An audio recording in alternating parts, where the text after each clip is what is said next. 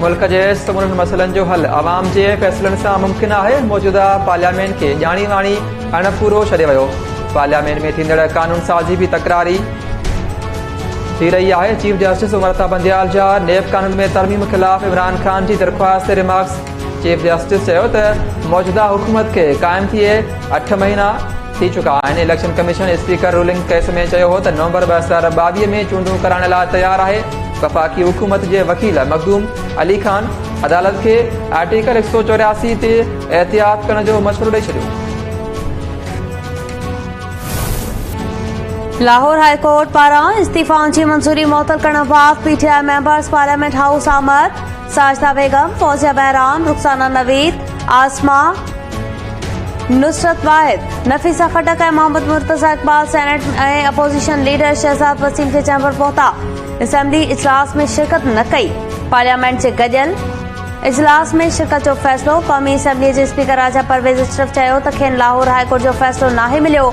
जॾहिं अदालती फैसलो मिलियो त पढ़ण ऐं परखण खां पोइ अॻिते जी हिकमत अमली जोड़ी वेंदी।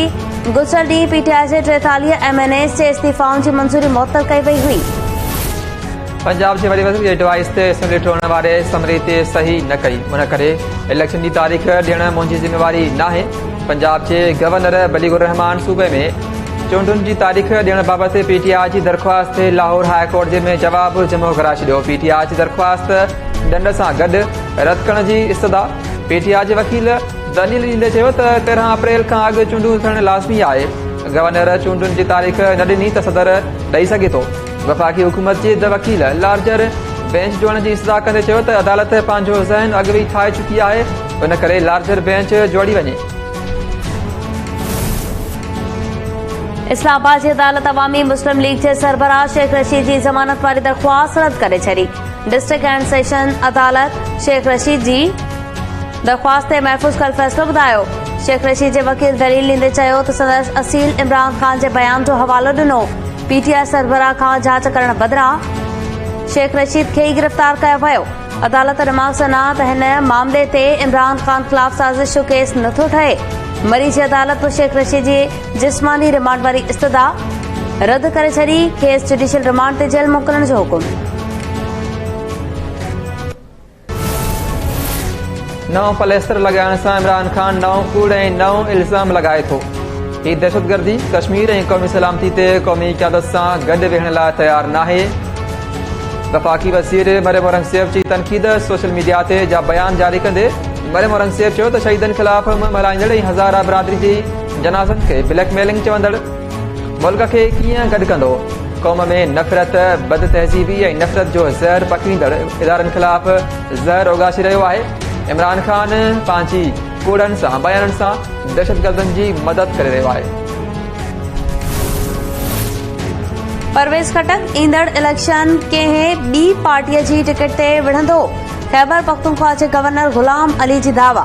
पेशावर में प्रेस कॉन्फ्रेंस कंदे पीटीआई जो इस्तीफ़ाऊं मंजूर थियूं त बहालीअ लाइ हाई कोर्ट हलिया विया। खेनि अपील करियां थो त मुल्की हालतुनि खे ॾिसी फ़ैसिलो कनि।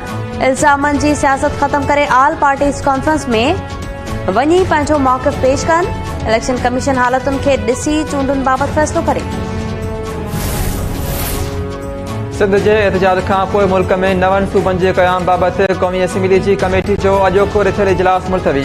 कमेटी चेयरमैन कुर्सी छाड़ो चवणु आहे त सूबा कायम करण जो कमेटी वटि मैंडेट ई नाहे। हज़ारा सूबे जो मामलो हो पर उहो कंहिं ॿिए फोरम ते खणण लाइ चवंदासीं।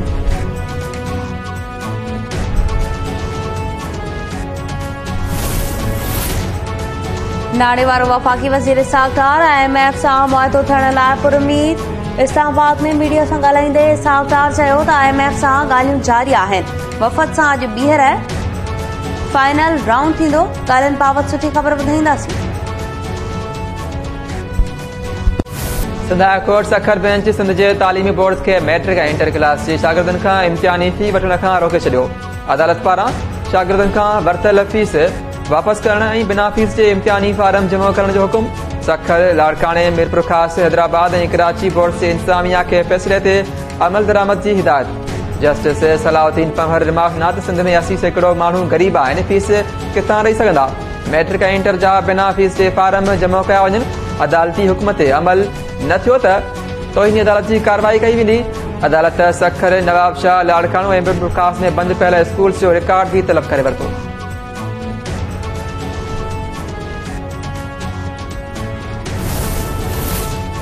सदर काबीना फसलनि जी पैदावार वधाइण ऐं पाणीअ जी बचत वारनि मनसूबनि लाइ 116 मिलियन रुपया जारी करण जी मंज़ूरी ॾेई छॾी। वॾे वज़ीर मुराद अली शाह जी सदारत हेठि काबीना जो इजलास कामयाब डोनर कॉन्फ्रेंस कोठाइण ते वॾे वज़ीर खे वाधायूं। मुराद अली शाह चयो त असांखे मौसमी तब्दीलियुनि जी रोशनीअ में फसलनि जे तरीक़ेकार तब्दील करणा पवंदा। फसलनि जी पैदावार वधाइण सां गॾु पाणीअ जी बि बचत करणी पवंदी। काबीना पारां इम्तियाज़ अली शाह खे Sindh energy efficiency and conservation एजेंसीअ जो MD मुक़ररु करण जी बि मंज़ूरी ॾिनी वई।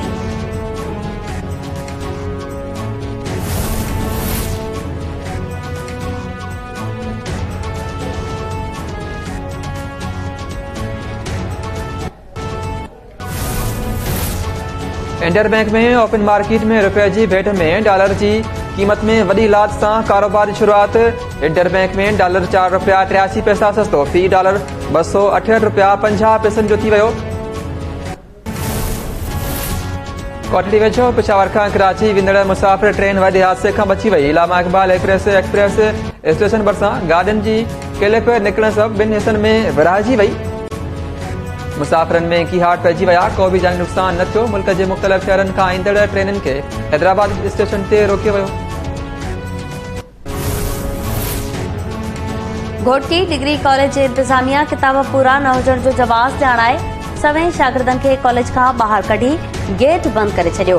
तालीम खाते को बि नोटिस न वरितो। शागिर्दनि जो चवणु आहे त इंतिज़ामिया किताब न हुअण जो जवाज़ ॼाणाए खेनि नेकाली ॾिनी आहे। इंतिज़ामिया नोटिस वठे। सिंध हाई कोर्ट पंजाब जी अॻुवाणी वॾे वज़ीर चौधरी परवेज़ इलाही जे सेक्रेटरी मोहम्मद खान भट्टीअ जी गिरफ़्तारी ख़िलाफ़ दरख़्वास्त ते धुरिन खे नोटिस जारी करे छॾिया। वफ़ाक़ी हुकूमत IG सिंध, DG रेंजर्स ऐं ॿियनि खां 10 ॾींहनि अंदरि जवाब तलब। दरख़्वास्त गुज़ार मौक़िफ़ इख़्तियार कयो त मोहम्मद खान भट्टीअ खे 6 फरवरी ते मटियारी वेझो गाइब कयो वियो। ख़दशो आहे त मथां तशदुद कयो वेंदो, खेसि फौरी तौर अदालत में पेश करण जो हुकुम ॾिनो वञे। Sindh high court Sukkur bench पारां सिंध जे वाहन ऐं कैनालनि में फैक्ट्रियुनि जो ज़हरीलो पाणी छोड़ न करण जो हुकुम। अदालत घोटकी भाण फैक्ट्री जो ज़हरीलो पाणी मसूवा में छोड़ करण वारे फैक्ट्री इंतिज़ामिया जी दरख़्वास्त रद्द करे छॾी। जस्टिस सलाउद्दीन पवर रिमार्क्स ॾींदे चयो त सिंध जे कंहिं बि वाह या कैनाल में फैक्ट्रियुनि जो ज़हरीलो पाणी जो छोड़ न कयो वञे। अदालत पारां सीडा जे मैनेजिंग डायरेक्टर खे फ़ैसिले ते अमल कराइण जी हिदायत।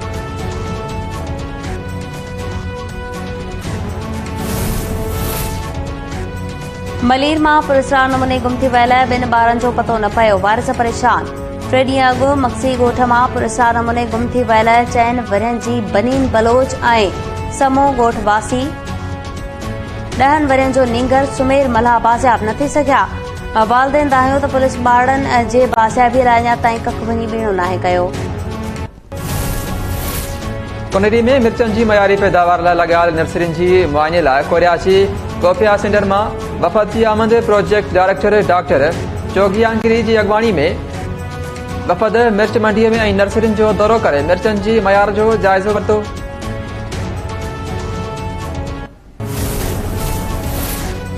गुडू में झेड़े दौरान भाउ हथां ज़ख़्मी थियल नौजवान दम ॾेई छॾियो। लाश रखी धरणो। 4 ॾींहं अॻु झेड़े दौरान ज़ख़्मी थियल धणी बख़्श मलिक ज़ख़्मनि जी सट नसंदे रहीम यार खान जी अस्पताल में फोत थी वियो।